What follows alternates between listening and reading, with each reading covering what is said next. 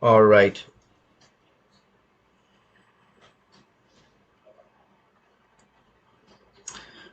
Okay. So we are in chapter 4, and just quickly let me bring before you the book outline that we've been following, right? Sundar already mentioned like that a little bit about it.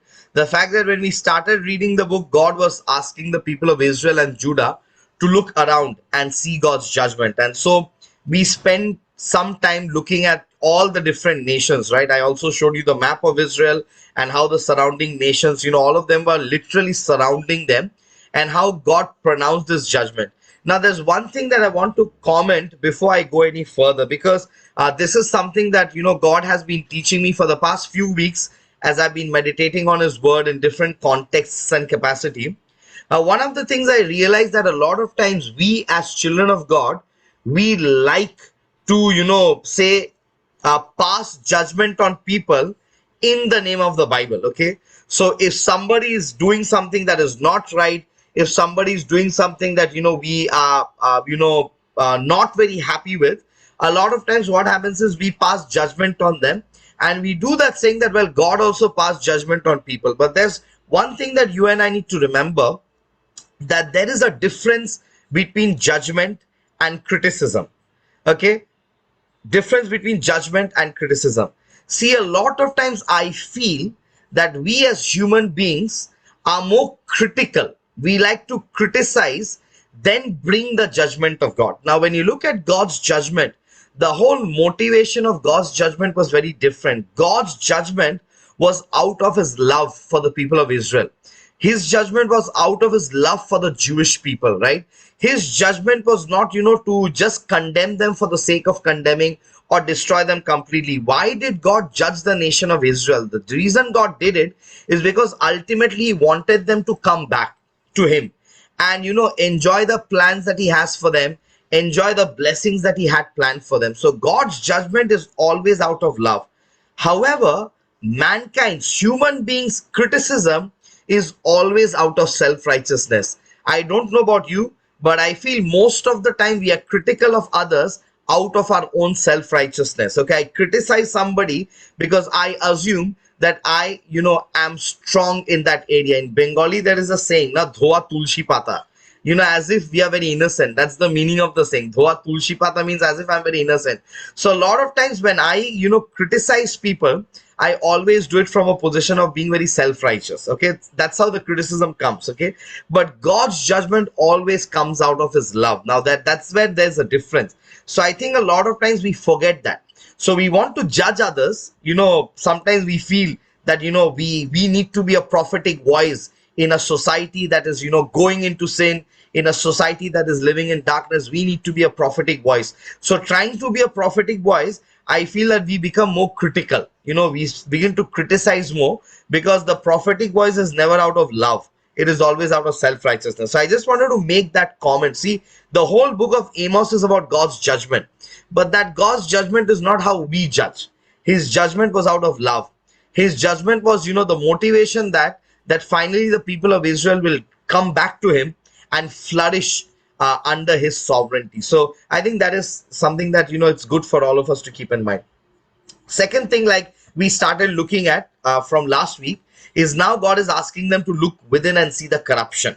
Okay, so they looked around, and then now God is saying, no, no, no, now you look within, because this book is not meant for your neighboring nations. This book is meant for you. Amos's message is meant for you, so look within. And then finally we will look ahead and see the end coming, and that is what Amos brings to the people of Israel and Judah. Look ahead and see the end coming, because God was very serious with this message. Now let's look at Amos chapter 4 verses 1 to 3. Hear this word, you cows of Bashan on Mount Samaria. Again, remember, like I said last week, he begins this section, a lot of times with hear this word, because these are not Amos's words, these are God's words. Okay, so hear this word is a phrase that says Amos is just a messenger. The deliverer, the main giver of the message is God. Okay, hear this word, you cows of Bashan on Mount Samaria. You women who oppress the poor and crush the needy, and say to your husbands, bring us some drinks.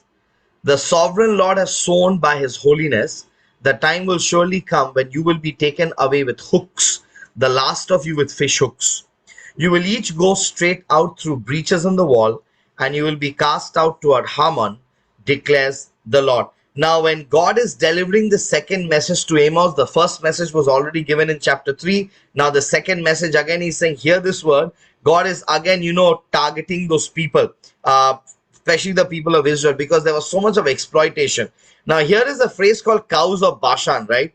Cows of Bashan means fattened cows, often ready for slaughter. So Bashan used to be a place, and the cows of Bashan were very, very popular because these were really fattened cows. Okay, they were very popular, maybe like the Jersey cows that we know now. So cows of Bashans were very, very popular in those in the then world. Okay, fattened cows often ready for slaughter. So when God is actually calling the women of Israel cows of Bashan, he's actually telling them, listen, you have become very fat because of your oppression of the poor, crushing the needy. Remember, you will actually be led to slaughter, because this is God pronouncing judgment. So when you look at Amos chapter 4 verses 1 to 3, what is God asking them to look within? He's asking them to look within the luxury.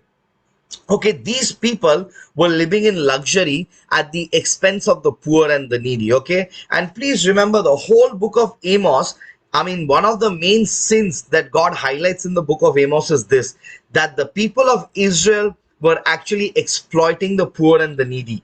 They were oppressing them, and they were becoming rich, but the poor were becoming poorer and poorer and poorer. They were in debt. So a lot of times I feel this is the situation of our time as well. So God is actually targeting the luxury.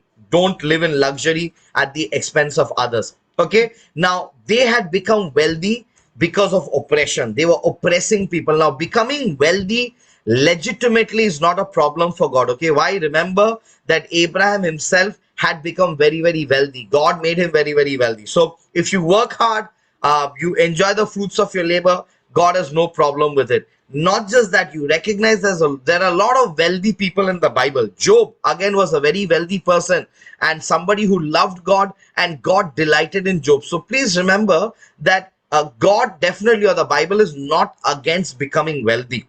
Okay, but the Bible has a big problem in becoming wealthy because of oppression.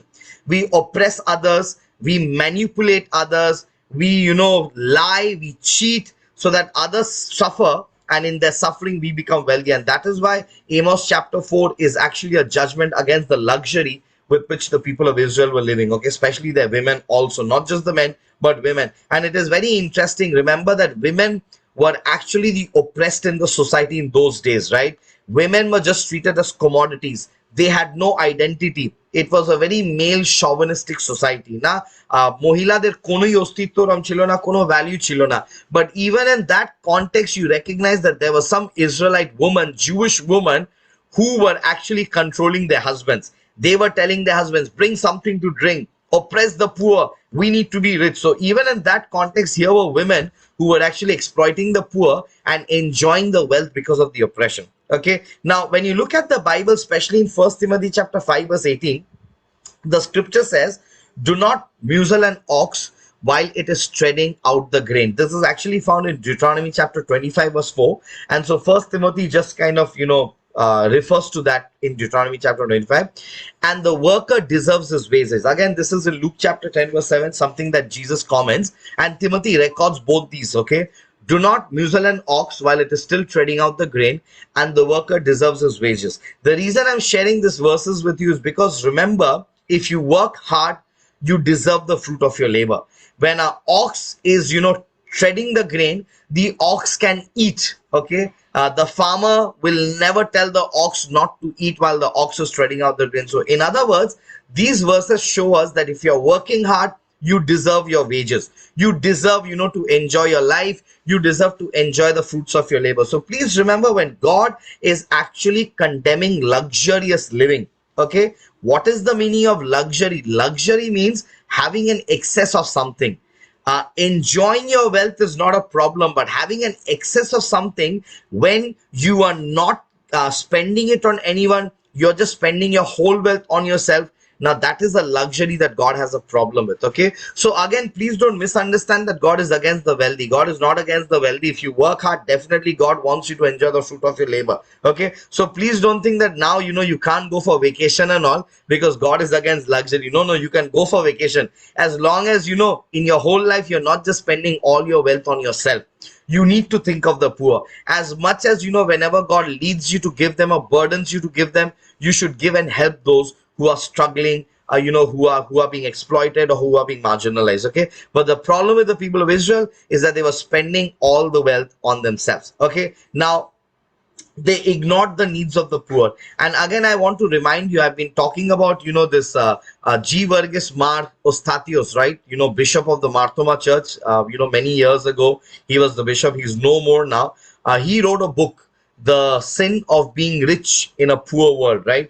But for us as children of God, the wealth that God gives us, the income that God gives us, has to be used for the needs of the poor, has to be used to bless someone and encourage someone. So God's first judgment was against the luxury. Now, when you look at a few of these things, let me read for you verses 2 onwards. Okay, the sovereign Lord has shown by his holiness, the time will surely come when you will be taken away with hooks, the last of you with fish hooks. You will each go straight out through the breaches in the wall, and you will be cast out toward Harmon, declares the Lord. Now, the structure of Amos is more literary, right? So there's a lot of, in-depth meaning. We need to dig deep and, find out those meaning. But when you look at this judgment that God is telling in verse 2, that you will be taken away with hooks, the last of you with fish hooks. This was actually literally that happened. Okay, when the Assyrian army invaded, the Assyrian army had a very common practice of using hooks on prisoners. So they would take fish hooks and hook it against your mouth or against your nose, and then they would pull you and take you as prisoners of war. It was a very common Assyrian practice. So when God is saying, listen, you will be taken away with hooks, the last of you with fish hooks, God was actually very precisely prophesying that the nation of Assyria, and this, remember, all this prophecy was fulfilled hundreds of years later. Okay, but God right at that saying that years later there would be an army that would use this as a common practice, and that is exactly what happened to the northern kingdom of Israel.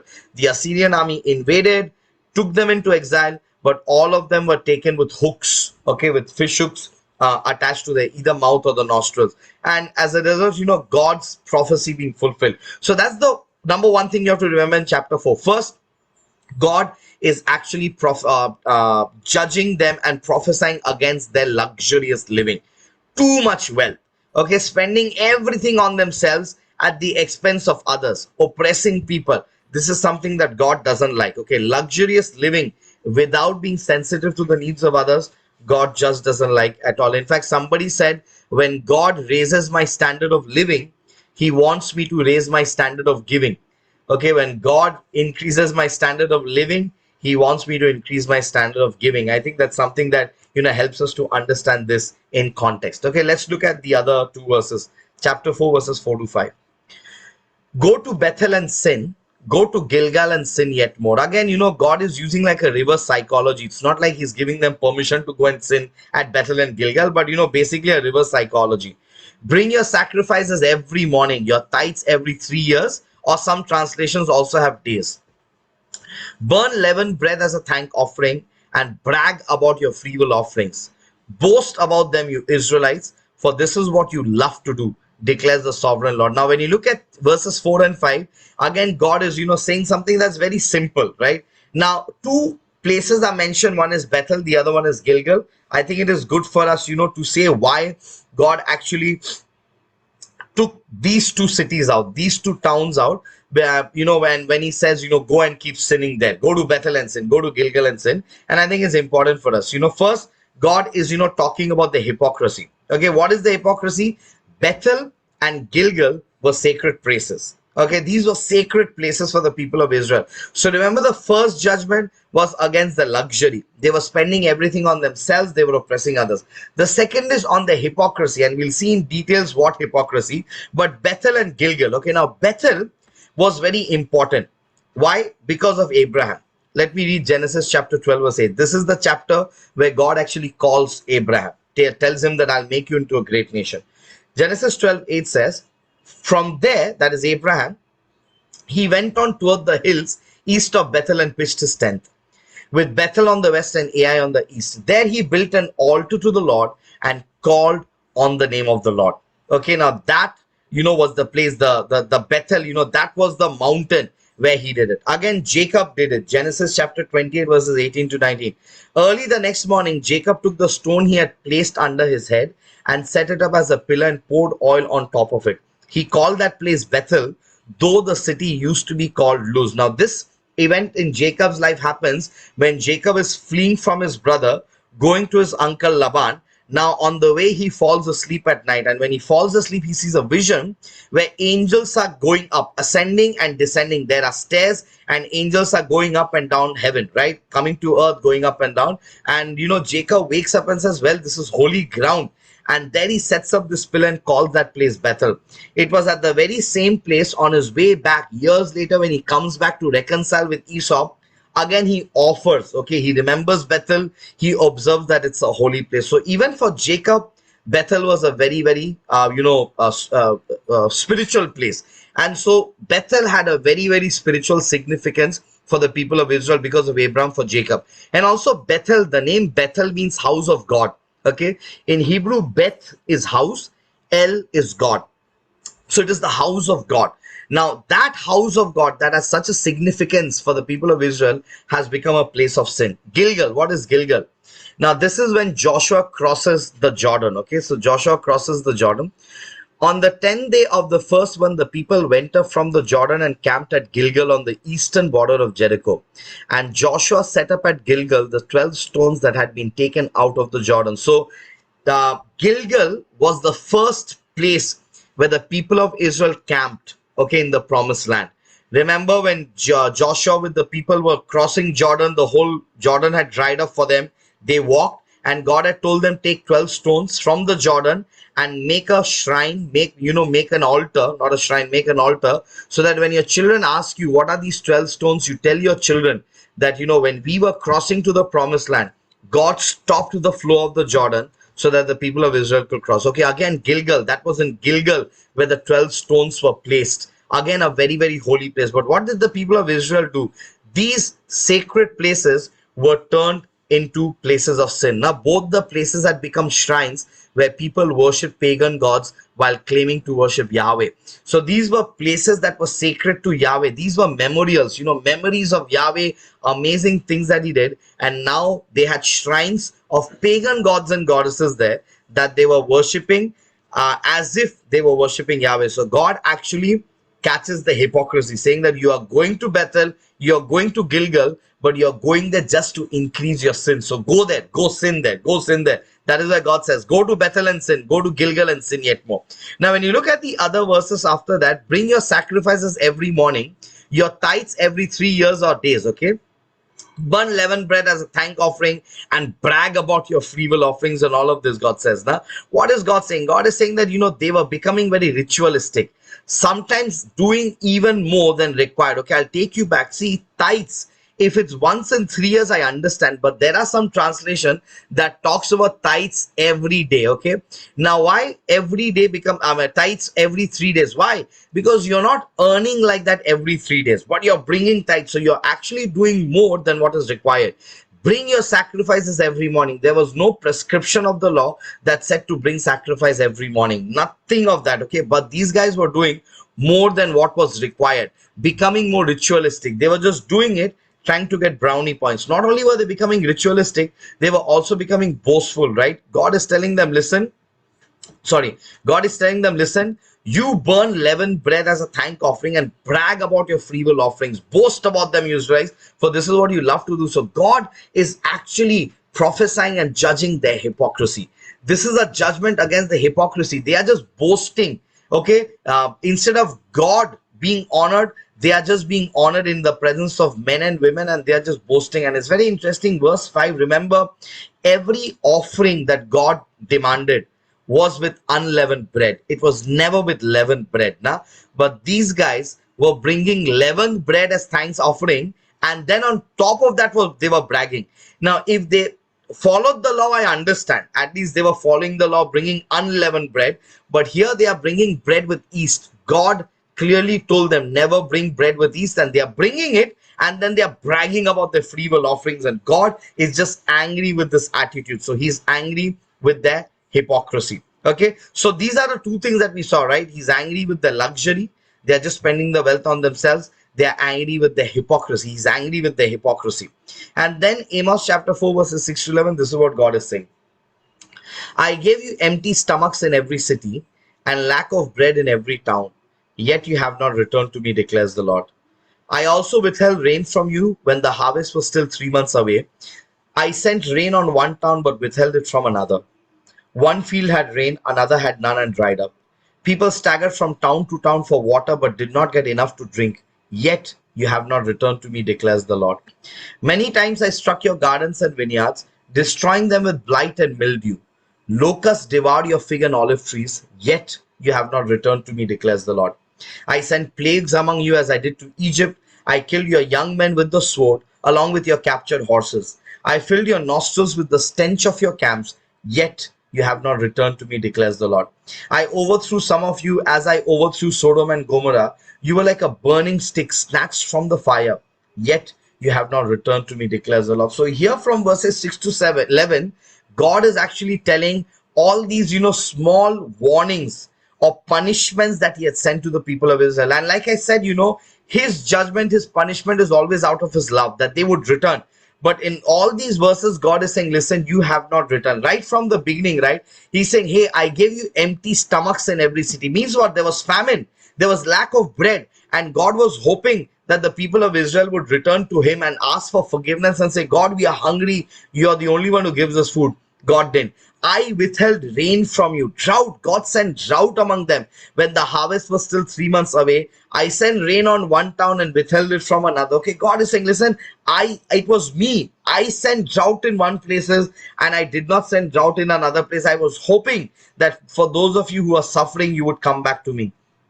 People staggered from town to town for water, not enough to drink. Then God says, many times has struck your gardens and vineyards, destroying them with blight and mildew. Again, he's talking about plagues. Locusts devoured your fig and olive trees. Plagues. I sent plagues among you as I did to Egypt. All of this that he's saying, he's talking about them. And then he says in verse 11, I overthrew some of you as I overthrew Sodom and Gomorrah. Possibly referring to an earthquake that may have happened, like, something that happened in Sodom and Gomorrah. There was hailstorm, there was earthquake. So similar to that. So God is saying, listen, I sent all these warning signs to you. Okay.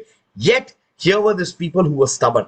Okay, God was warning them and giving them smaller problems, but they were just stubborn. So here God is actually, prophesying against their stubbornness. They were just stubborn people. God is trying to get their attention, but they were just stubborn. They were so full of themselves. They were so full of their luxury. They were so full of the hypocrisy that they did not want to return to God. That was how stubborn that they were. So many times God tried to get their attention by giving them the smaller problems. Okay, remember, God did not send the Assyrian army all of a sudden.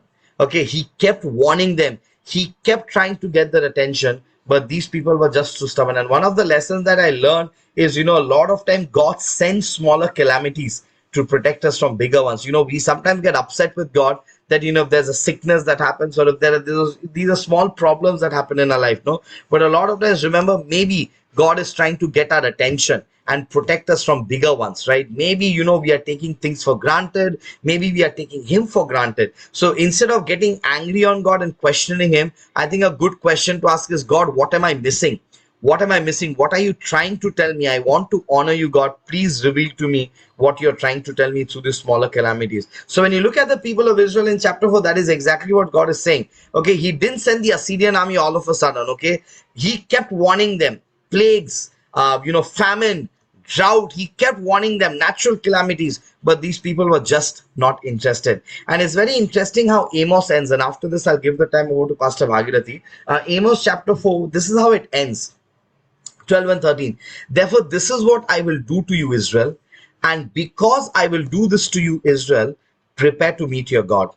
He who forms the mountains, who creates the wind, and who reveals his thoughts to mankind, who turns dawn to darkness and treads on the heights of the earth, the Lord God Almighty is his name. Now, as Amos, comes to an end of this prophecy of chapter 4 that is recorded for us in chapter 4, Amos, in a way, brings, records a doxology for us. Okay. He talks about God, he who forms the mountain, who creates the wind. He's suddenly talking about God's sovereignty. And there's a reason why he's doing that. Okay. Two reasons that I can see from these two verses. One, of course, God is talking about the ultimate judgment, but one, God will judge them completely. That's the ultimate judgment. Verse 12, God says, therefore, this is what I will do to you, Israel. And because I will do this to you, Israel, prepare to meet your God. So God is talking about this ultimate judgment, okay, through Amos. So Amos is saying, listen, God will judge them completely. Now he's sending these smaller warnings, maybe earthquake here, plagues there, mildew infections here, all of that. But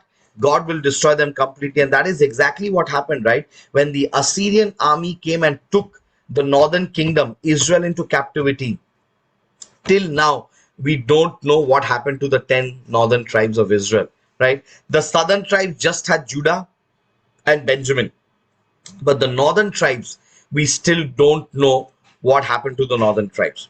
Okay, there's no record of them. They are completely wiped out. So the people of Israel now most likely are from the tribe of Judah, not from the tribe of Reuben, not from the tribe of Dan, not from the tribe of Naphtali, but from the most likely from the tribe of Judah, because Judah somehow the remnant stayed because of God's promise to David. But when you look at the northern kingdom, they were completely destroyed. Even today, no record of where the northern tribes are. And then finally, verse 13 says that God is serious and capable. Okay, when he closes with this verse 13, he talks about God's power, right? He formed the mountains, he creates the wind, he reveals his thoughts. So the reason Amos is doing it, because Amos wants them to take it seriously, that God is serious about this judgment and he is very, very capable. Okay, he's the one who created heaven and earth. He's very, very capable of making sure that these judgments come to pass. Okay, sadly, like we know from history, the people of Israel did not heed these warnings. That a lot of these prophets, Amos, Micah, Zephaniah, Isaiah, Jeremiah, all of them kept on giving these warnings, but they just did not heed the warnings, and as a result, years later, they do face the ultimate judgment. Okay, and I think it will be even sadder for them if they fail to recognize Christ as the Messiah and then face the real judgment standing before God as the judge of all mankind. Okay, so this is what chapter 4 is about. Three things that God prophesied against them. Number one was the luxury, two, the hypocrisy, three, the stubbornness. Good for us to actually look at our life, introspect, and make sure that these are things that are not found in our lives and ask God to overcome them. Okay, so thank you.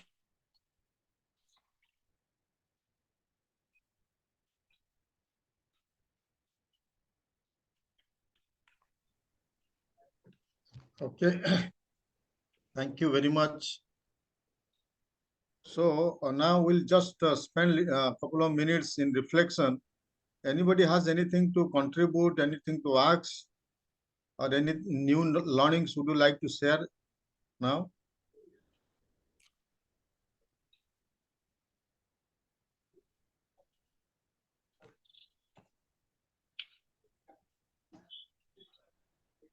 Yes.